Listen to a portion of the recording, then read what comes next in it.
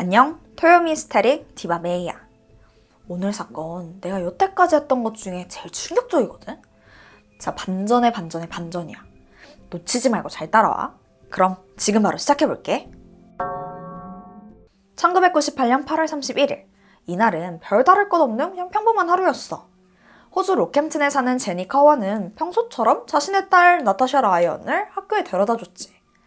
학교에 도착하고 나타샤는 엄마 뺨에 키스를 한 후에 사랑한다고 말하고 차에서 내렸었고, 엄마는 딸이 학교에 들어가는 그 뒷모습을 보고 집으로 돌아갔다고 해. 근데 이게 딸의 마지막 모습일 거라곤 상상도 하지 못했어. 나타샤는 그날 실종되고 말았거든. 학교가 끝나고 한참이 지나도록 딸이 돌아오질 않는 거야. 처음에는 금방 오겠지 생각했어. 사실 나타샤가 종종 가출하곤 했었거든. 이게 그렇게 된 데는 이유가 있는데, 어렸을 때는 부모님 사랑 가득 받고 자랐다고 해. 특히 그녀의 아버지 로버트 라이언은 나타샤를 정말 많이 사랑했지. 딸이 다른 애들보다 막 빨리 걸음마 떼는 거 보고 그리스퍼라는 귀여운 애칭을 주기도 했었었고. 하지만 나타샤가 10살 때 제니와 로버트는 이혼을 하게 돼. 그리고 엄마랑 함께 나타샤는 그 새아버지랑 같이 살게 됐지. 물론 엄마랑 그 새아버지도 아이를 정말 사랑하고 아꼈어. 하지만 어린 나이에 부모님의 이혼은 너무나 큰 상처였던 거야. 그때부터 방황하기 시작했대. 중학생이 된 후에는 더 심해졌었고, 마약에 손을 대기도 하고 자살 시도를 하기까지 해. 이렇게 혼란스러운 나타샤에게 힘이 되어준 사람이 하나 나타나는데, 그건 바로 남자친구 스콧 블랙. 스콧은 나타샤보다 3살 많아서 21살이었어. 당연히 부모님 눈에는 그 딸 연애가 탐탁지 않았지. 미성년자 딸이랑 성인 남자랑 만나는데 누가 반기겠냐고. 가족들의 반대가 심해지니까 이때부터 나타샤가 가출을 하기 시작해.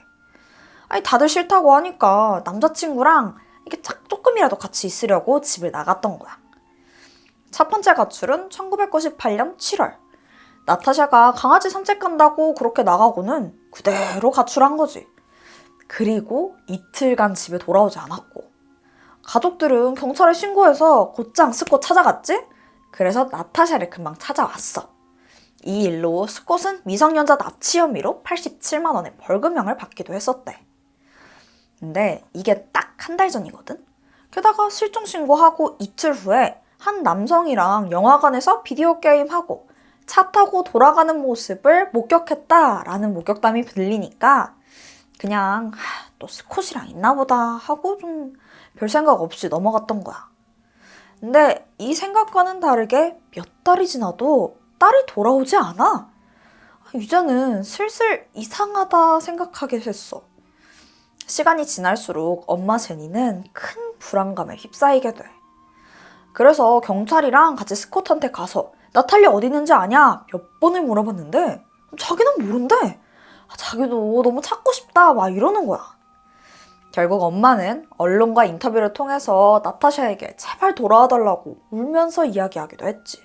그러니까 가출이라고 생각했던 거야. 하지만 그 이후로도 딸에게는 아무런 연락은 없었어. 한 달, 2달, 1년 이렇게 시간이 지나면서 그녀가 살아있을 거라는 희망은 점점 희미해져가. 게다가 나타샤는 실종 이후에 로캠튼 지역에서 3명의 여성이 연달아서 실종되는 그런 사건도 발생했었거든. 피해자는 36살이던 베벌리 레고, 39살이던 주리던 터너, 19살 실비아 마리아였어. 나타샤부터 3명의 실종자까지. 경찰은 이 짧은 기간 내에 같은 지역에서 연달아 실종한 게 이건 절대 우연일 리 없다면서 이게 동일범의 소행일 거라고 생각했어. 그러니까 연쇄 납치범, 더 나아가서는 연쇄 살인범의 범행이라고 생각했던 거야. 상황이 이렇다 보니까 나타샤의 가족들도 희망을 잃어갈 수밖에 없었어.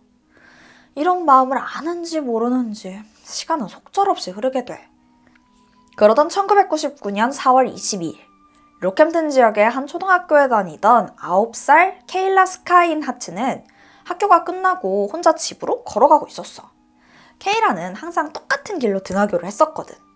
평소처럼 가고 있던 그때 누군가 케이라의 등 뒤에 접근한 거야.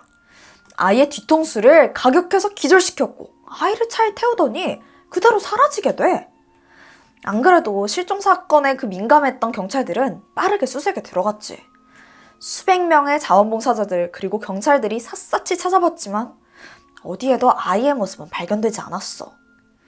그래도 지역 주민들 모두 이 사건에 엄청 관심이 많았거든. 나치범에 대한 목격담이 계속 들어왔다고 해. 경찰은 그 진술들을 토대로 빠르게 용의자를 추리해 나갔지. 그러다가 딱 수상한 한 남자를 찾게 되는데 그 사람은 로캠튼 지역에 살던 레너드 프레이저. 알고 보니까 전에 그 강간 사건으로 실형을 받은 적도 있더라고. 당연히 경찰은 그가 범인이라고 추정했고 납치수단으로 추정되는 그의 차를 압수수색하게 되는데 와, 여기서 진짜 대박 증거 찾게 돼. 트렁크에서 혈흔이 발견된 거야.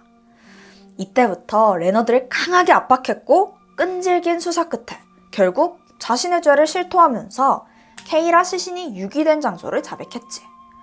레너드는 케이라 사건으로 다시 한번 감옥에 갇히게 돼. 그런데 경찰은 그가 이 사건뿐만 아니라 나타샤랑 또 연달아 발생한 세 명의 실종에도 연관이 있다고 생각했어.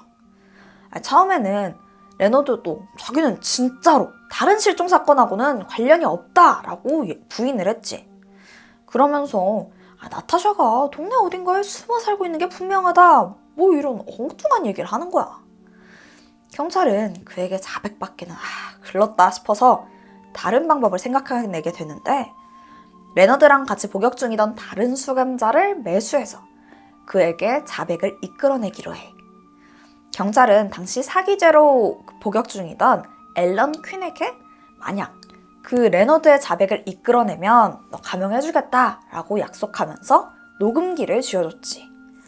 그때부터 앨런은 레너드랑 끊임없이 대화를 하면서 스스로 자기의 그 범행을 자랑하도록 자극하게 돼.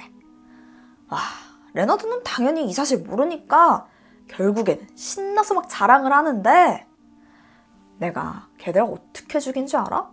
베벌리랑 줄리 그년들은 속옷으로 목 졸라 죽여버렸고 실비야 걔는 통나무로 패 죽인 거야.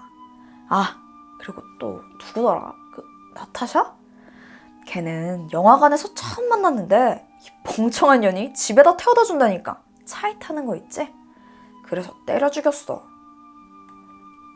이거 진짜 미친 거 아니야? 이 모든 내용은 전부 녹음됐고 레너드의 범행은 낱낱이 밝혀지게 돼. 빠져나갈 수 없는 이 증거에 레너드는 유죄를 인정할 수밖에 없었어. 자, 그럼 늦었지만 이제라도 시신은 찾아야 되잖아. 어떻게 처리했는지 물어봤더니 전부 연못에 던져서 유기했다고 하더라고. 그의 진술을 따라서 해당 연못에 대해서 대대적인 수색을 벌였어. 그리고 거기서 베벌리, 줄리, 실비아 이 셋의 시신은 발견했지만 나타샤의 시신만은 나오질 않는 거야. 결국 그녀의 사건은 시신 없는 살인 사건으로 기소되게 돼.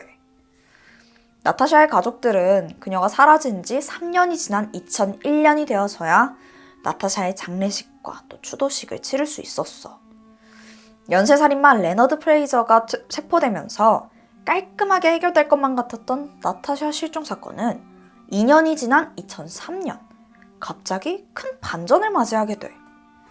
때는 2003년 4월 21일. 이날은 레너드의 재판이 있는 날이었어. 나타샤 사건을 포함한 총 5건의 살인사건에 대한 재판이었지. 그날 법정에는 유족들과 또 나타샤의 가족들도 다 참석했었고 한참 재판이 진행되는데 이때 경찰관이 나타샤 아빠 로버트를 조용히 불러내더래. 그리고는 믿을 수 없는 이야기를 전해주는 거야. 당신 딸 나타샤가 발견됐어요. 로버트는 드디어 딸의 시신이 발견되었다고 생각했지. 그런데 경찰이 갑자기 전화를 건네더라고. 그러면서 하는 말이 더 당황스러워. 이 사람이 나타샤가 맞는지 확인을 해달래. 아니, 이게 뭔 소리지? 로버트는 대체 이게 무슨 상황인지 전혀 이해가 가질 않았어. 그래서 얼떨떨한 기분으로 우선 그 전화를 받았는데 한 여성이 말을 하더라고. 아빠. 로버트는 그 자리에 주저앉을 수밖에 없었어. 수화기 너머로 들렸던 그 목소리는 분명 자기 딸 나타샤였거든. 로버트는 그녀가 진짜 내 딸이 맞는지 확인하기 위해서 어린 시절 별명을 기억하는지 물어봤대. 그랬더니 아빠가 저예요, 그라스퍼. 너무 사랑해요. 진짜 죄송해요. 잠시 뒤 증인이 법정으로 천천히 걸어 들어와. 그 증인의 얼굴을 본 모든 사람들은 귀신을 본 것처럼 경악할 수밖에 없었지. 그녀는 바로 5년 전 로버트한테 살해당했던 나타샤. 그녀가 버젓이 살아서 걸어 들어오는 거야. 사람들은 이게 무슨 일인가 그녀의 이야기를 들으려고 다 숨지키고 있었지. 근데 나타샤가 하는 말이 너무나 충격적이었어. 사실 자기는 레너드를 본 적조차 없다는 거야. 5년 전 실종된 그때부터 지금까지 남자친구 스콧 블랙과 함께 살았고 레너드는 본인, 그러니까 나타샤 살인사건에 대해서 무죄라고 증언하더라고. 그러면서 자신의 잘못에 대해서 이야기하는데 가족들과 대중들에게 막 눈물을 흘리면서 용서를 구해. 하지만 법정의 모든 사람들은 진짜 너무 혼란스러웠어. 지금 상황을 받아들이는 것조차 너무 어려웠지. 아니, 지금 이렇게 이야기하는 나도 너무 당황스러운데 가족들은 오죽했겠냐고. 자, 나타샤가 말한 그 자신의 실종 사건에 대한 행적은 이랬어. 1998년 8월 31일 어머니 차에서 내려서 학교로 가는 척 연기를 한 뒤에 발걸음을 돌려 스콧의 집으로 간 거야. 이때부터 두 사람은 함께 살기 시작한 거지. 스콧은 딸의 행방을 물어보는 가족들과 경찰들에게 자긴 전혀 모른다고 태연하게 거짓말했고 그녀를 숨겨줬어. 이전에 가출을 통해서 괜히 돌아다니다가 막 사람들한테 걸릴 수 있다 이걸 알게 된 거야. 그래서 두 사람은 철저하게 집 안에서만 지냈다고 해. 나타샤는 집에서 모든 커튼이 닫히고 생활하면서 요리도 하고 인터넷에서 공부도 하고 평범하게 지냈었고 가끔은 사람들 눈 피해서 한밤중에 밖에 나가서 같이 산책을 즐기기도 했었었대. 근데 이게 숨어 산 게 5년이야, 5년.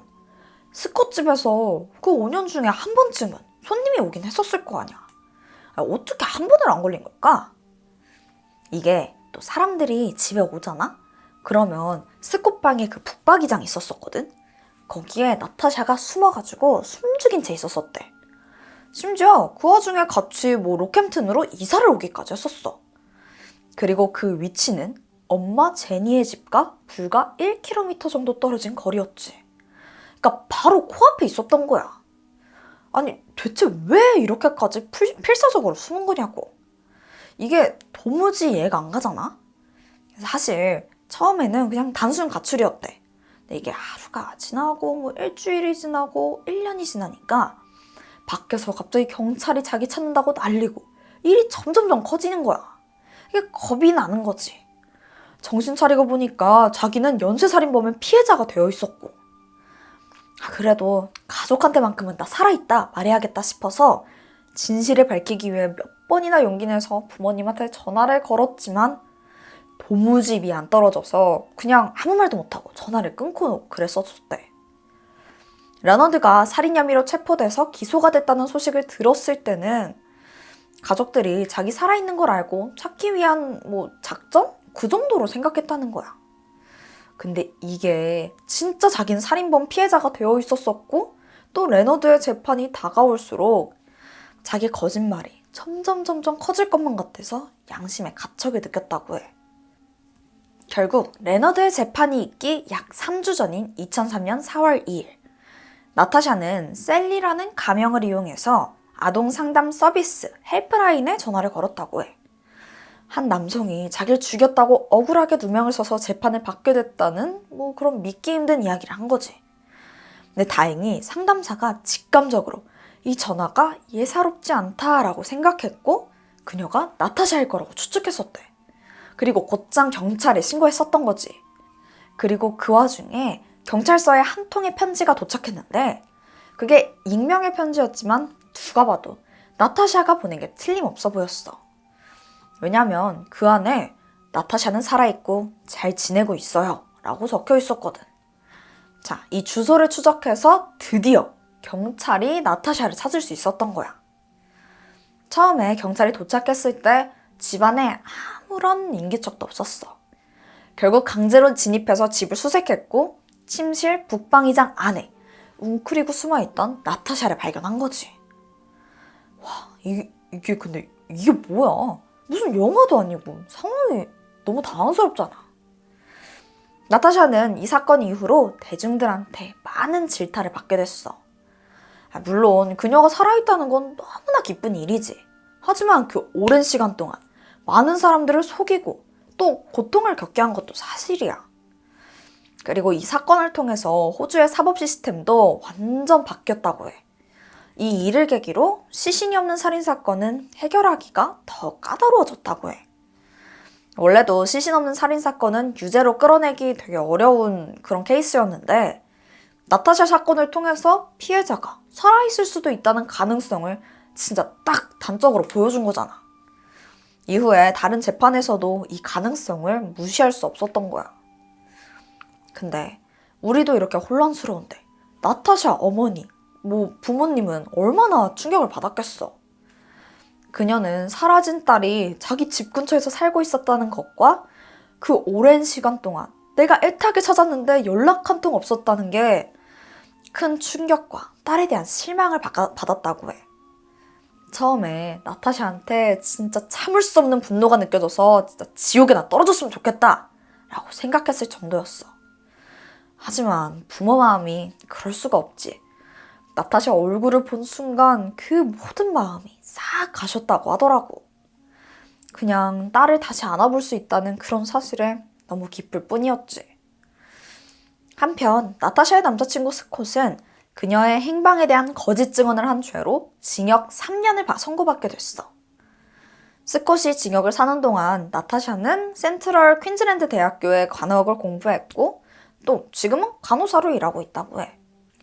아니 근데 이건 그냥 내 생각인데 나타샤도 뭔가 벌 받아야 되는 거 아니야? 어쨌든 가족들이 기뻐했다면 다행인 거지만 난 잘 모르겠다 진짜. 어쨌든 스콧 석방 이후에 둘은 다시 만났고 정식적으로 결혼식을 올렸다고 해. 그 후에 3명의 아이까지 낳고 행복하게 지냈었고 현재 나타샤는 모든 언론과 대중의 관심에서 멀어져서 북박이장의 소녀 나타샤가 아닌 타시 블랙이라는 이름으로 새로운 삶을 살아가고 있대. 그나저나 그 연쇄살인범 레너드의 재판 결과도 궁금하지? 그는 2003년 4월 30일 나타샤를 제외한 4건의 살인사건으로 종신형을 선고받았다고 해. 그래도 모든 일이 잘 해결돼서 너무 다행이지? 근데 나 진짜 이게 제일 충격적인 사건이었던 것 같아. 너무 당황스럽기도 했고. 여러분은 어땠어? 생각 댓글에 많이 남겨줘. 지금까지 토요 미스테리 디바베이. 우린 다음 영상에서 다시 만나.